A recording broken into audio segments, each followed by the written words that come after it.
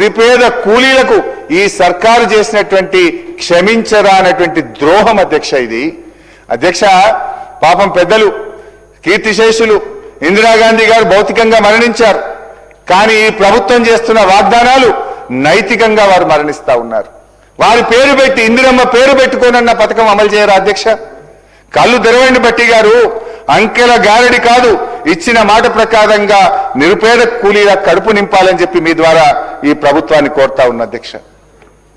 అదేవిధంగా అధ్యక్ష, ఇవన్నీ నేను ఏవి కూడా సొంతం చెప్తున్నాను అధ్యక్ష. బడ్జెట్ బుక్కుల్లో హామీలు ఇచ్చి మాట తప్పినవే నేను గుర్తు చేస్తా ఉన్నా అధ్యక్ష.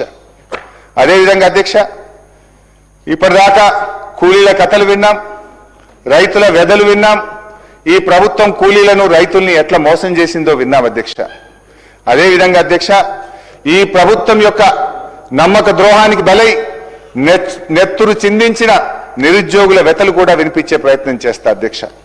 ఓటాన్ అకౌంట్లో అధ్యక్ష, ఓటాన్ అకౌంట్ బడ్జెట్లో భట్టి గారు ఏం చెప్పారంటే అధ్యక్ష, చెప్పిన మాట ప్రకారంగా జాబ్ క్యాలెండర్ తయారు చేసి ప్రక్రియ ప్రారంభించాము అని ఓటాన్ అకౌంట్లో చెప్పారు అధ్యక్ష.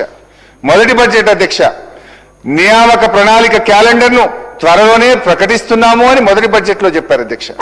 రెండో బడ్జెట్ అధ్యక్ష, రెండో బడ్జెట్లో గత ప్రభుత్వం నది దాటే వరకు ఓడమల్లయ్య, దాటిన తర్వాత బోడమల్లయ్య అనే విధంగా ప్రవర్తించిందని మమ్మల్ని విమర్శించారు రెండో బడ్జెట్లో అధ్యక్ష. మరి ఈ బడ్జెట్ వచ్చేసరికి 26-27 అధ్యక్ష.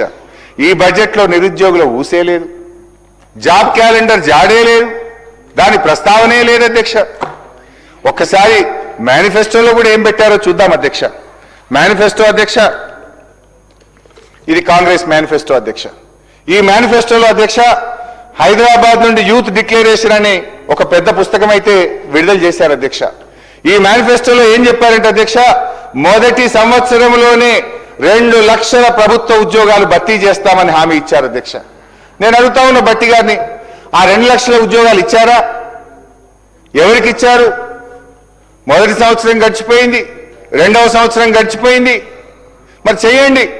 ఒకవేళ ఉద్యోగాలు ఇచ్చుంటే నిరుద్యోగుల విజయోత్సవాలు కూడా జరపండి భట్టి గారు. ఎందుకో చేస్తలేరు నిరుద్యోగుల విజయోత్సవాలు అంటే. ఇక ఈ ముఖ్యమంత్రి గారు అయితే మరీ విడ్డూరం అధ్యక్ష.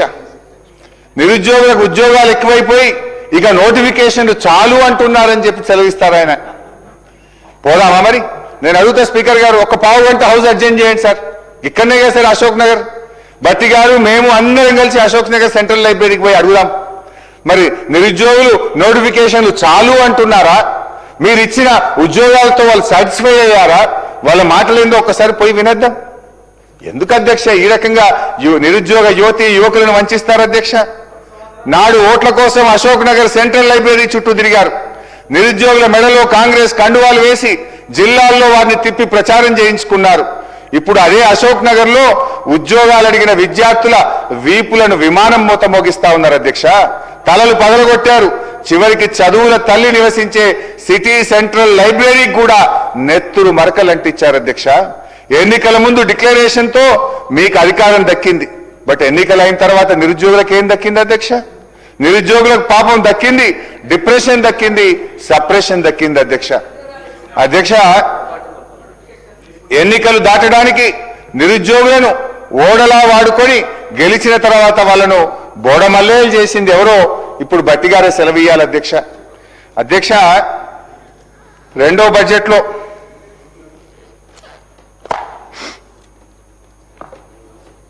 25-26 అధ్యక్ష, రెండో బడ్జెట్లో ఒక మంచి కవిత చదివారు అధ్యక్ష.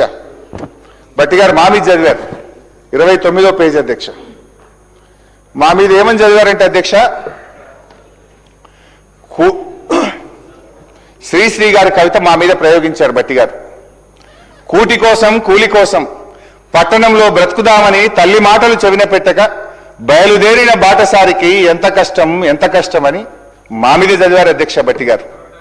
కానీ నిజంగా శ్రీశ్రీ గారు బతుకుంటే మీరు చేసిన మోసానికి ఇట్లా రాసుండేవారేమో అధ్యక్ష.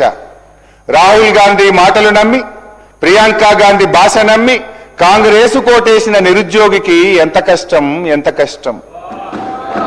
ముఖ్యమంత్రి ఢిల్లీ బాయే, జాబులేమో రాకపాయే, కడుపు మండి ర్యాలీ తీస్తే లాఠీ చార్జీ చేసుడాయే, తలలు పగిలి నెత్తురాయే, అశోక్ నగరే చిత్తడాయే, కాంగ్రెస్ కోటేసిన నిరుద్యోగికి ఎంత కష్టం, ఎంత కష్టం. వట్టి గారు, సరే ఇప్పుడు నేను ఇప్పుడే ఒక మాట అన్నాను అధ్యక్ష.